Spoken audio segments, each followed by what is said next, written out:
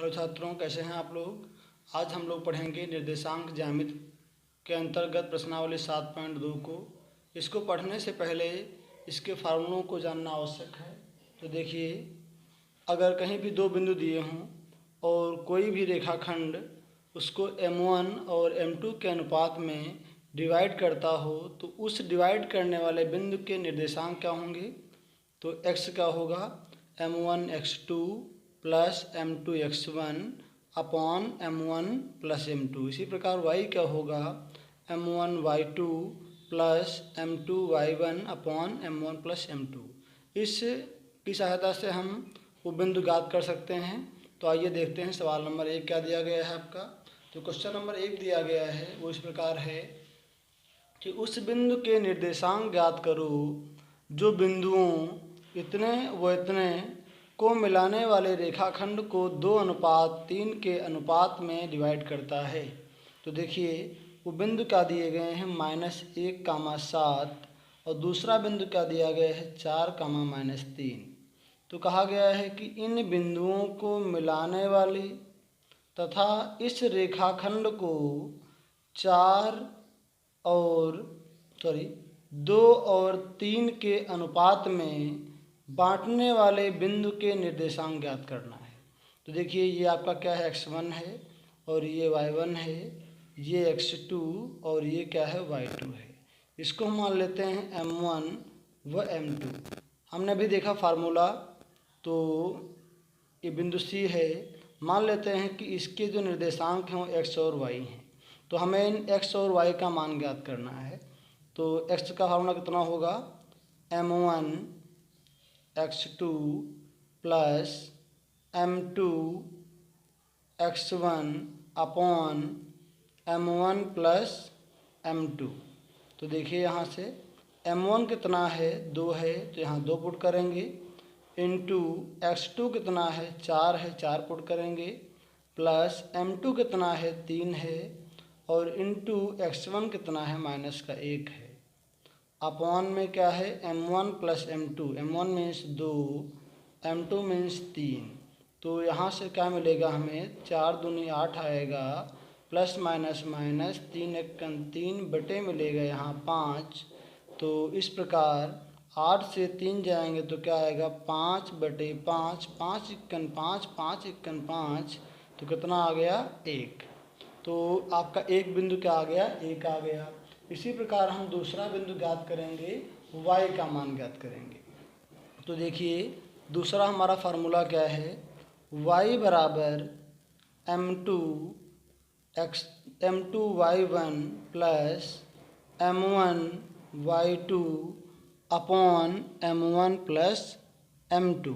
तो यहाँ मान पुट करेंगे, कितना मान है हमारा m2 का मान है 3, तो यहाँ 3 आएगा, इंटू y1 का मान कितना है 7 है, प्लस m1 2 है, इंटू y2 कितना है -3 है, अपॉन में m1 प्लस m2 अर्थात 2 प्लस 3। तो यहाँ क्या मिलेगा 7 को 3 से इंटू करेंगे 21 आएगा, प्लस माइनस माइनस का 3 दूना आएगा 6, अपॉन में 3 और 2 क्या मिल जाएंगे 5 मिल जाएंगे। तो इसको हम यहाँ माइनस करेंगे तो कितना मिलेगा मुझे यहाँ 15 मिल जाएगा, अपॉन में कितना है 5 है, ये 3 बार कट जाएगा तो बिंदु क्या मिलेगा 3। इस प्रकार बिंदु C के निर्देशांक कितने होंगे। अतः अभीष्ट बिंदु के निर्देशांक, अभीष्ट बिंदु के निर्देशांक कितने होंगे 1, 3 होंगे। तो इस प्रकार आपके पहले क्वेश्चन में ये बिंदु C के निर्देशांक को हमने ज्ञात कर लिया। अब देखिए, सवाल नंबर जो 2 है वो आपका क्या दिया गया है, सवाल नंबर 2।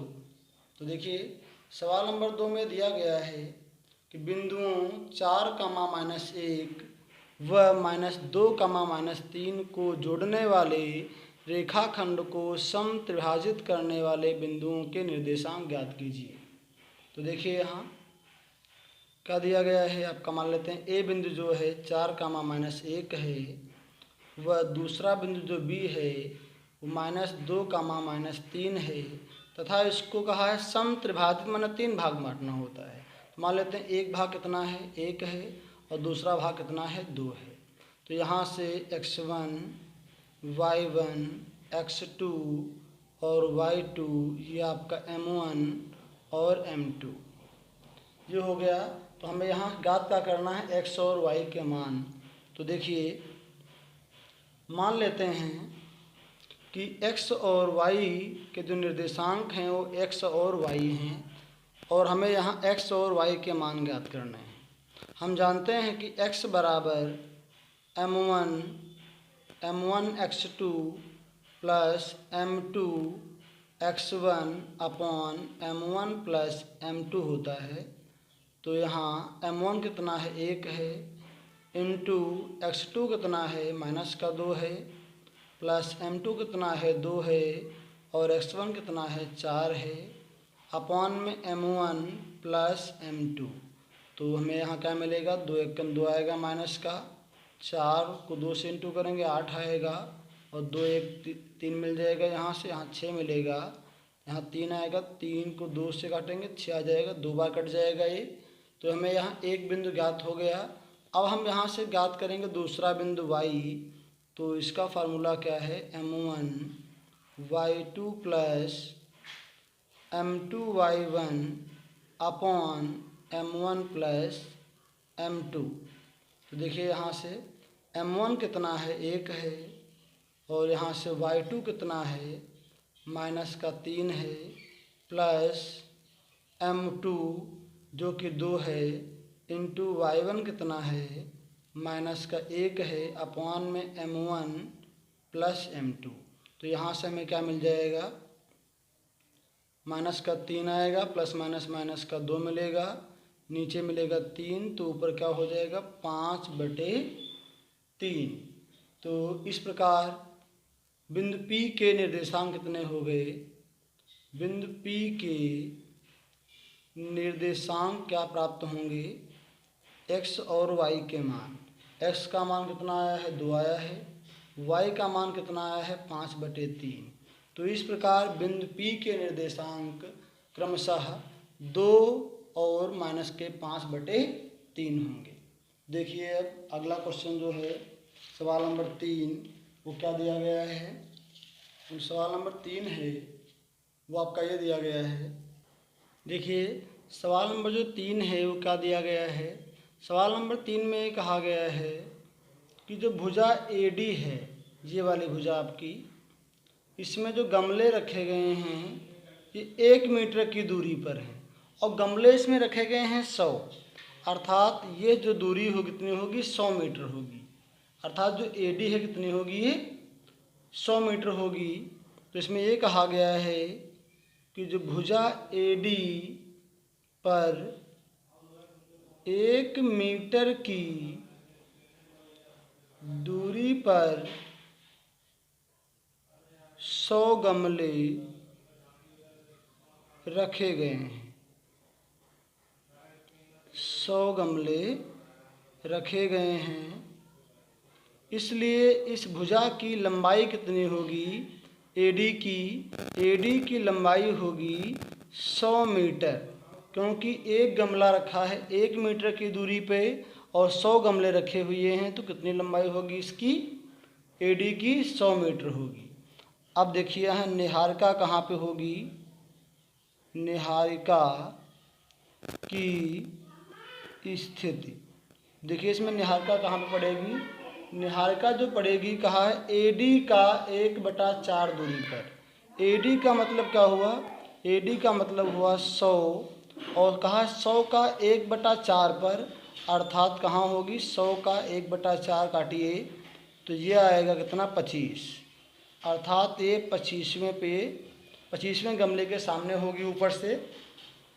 तो इस प्रकार इसके बिंदु क्या होंगे, अर्थात इसके बिंदु क्या मिलेंगे। देखिए ये यहाँ x अक्ष पे कहाँ है, 2 पे है, और y अक्ष पे कहाँ पड़ेगी, AD पे 25वें नंबर पे।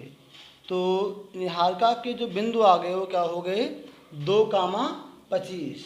इसी प्रकार जो प्रीत है उसकी कंडीशन क्या है, तो देखिए प्रीत की स्थिति, तो जो प्रीत है वो AD पर, इस पर 1/5वें भाग पे है।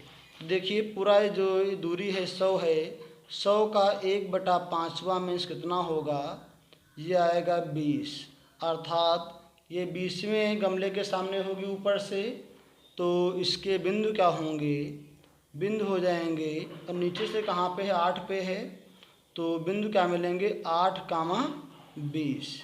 तो ये है निहारिका का बिंदु मिल गया, जिस बिंदु पे है वो, ये मिल गया प्रीत का बिंदु, ये है।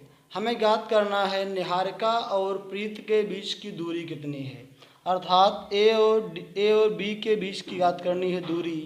तो हम जानते हैं क्या होता है कि दूरी का फार्मूला x1 मीन्स ये -x2 का whole square plus y1 -y2 का होल स्क्वायर। तो यहाँ से हमें क्या प्राप्त होगा, 8 से जाएंगे 2 बचेंगे, 6 का होल स्क्वायर प्लस यहाँ 5 का होल स्क्वायर, तो हमें क्या मिलेगा, यहाँ 6 का स्क्वायर 36 आएगा और 5 का स्क्वायर क्या मिलेगा, 25 मिल जाएगा। दोनों को जोड़ेंगे तो कितना आ जाएगा, 61। इस प्रकार इन दोनों के झंडों के बीच की दूरी क्या होगी, √61 मीटर होगी।